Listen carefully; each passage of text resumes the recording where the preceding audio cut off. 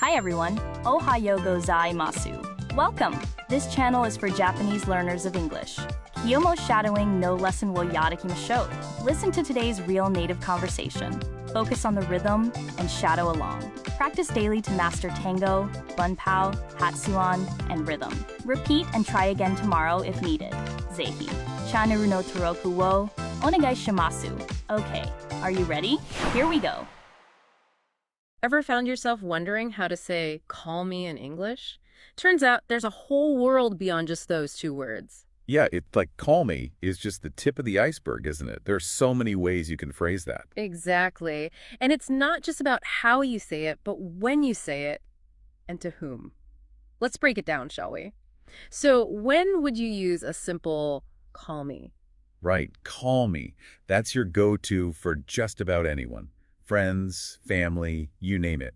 It's direct, clear, and totally acceptable for day-to-day conversations, you know? Totally. It's like saying, I want you to call me, no frills attached. No, what if you want to be a little more, I don't know, specific? Then you might want to use something like give me a call.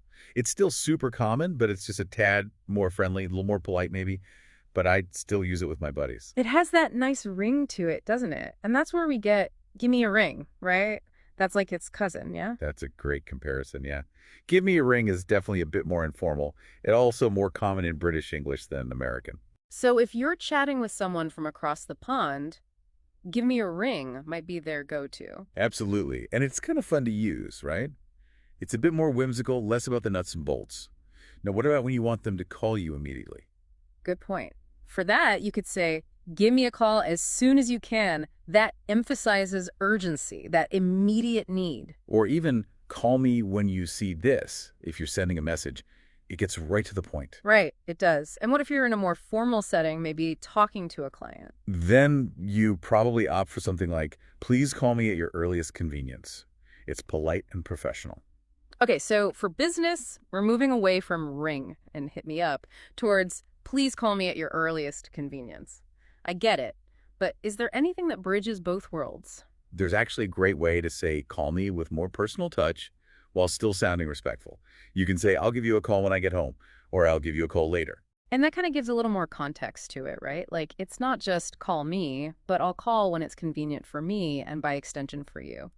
But is there anything else to add to the mix? Well, if you want to say let's call, as in a suggestion, you could go with let's call each other when we're free, or let's call when we have time. Let's call. That's useful when you're planning to chat sometime later and it takes the pressure off, right? It is more let's connect and less about one person calling the other. Precisely. Or you can use let's sodom when we find time. It's a little more formal than let's call. So you've got call me, which is super direct. Then give me a call for a friendly approach. Give me a ring if you want to be a bit British. And call me when you get this for those urgent times. Then please call me at your earliest convenience when you're on your business game. And all those odas call when planning. It's amazing how many ways there are to say the same thing, and yet they all convey something different, you know? Absolutely. It really shows how much language can reflect our context and relationship with who we are talking to. Alright, we've finished today's lesson. How did you find it?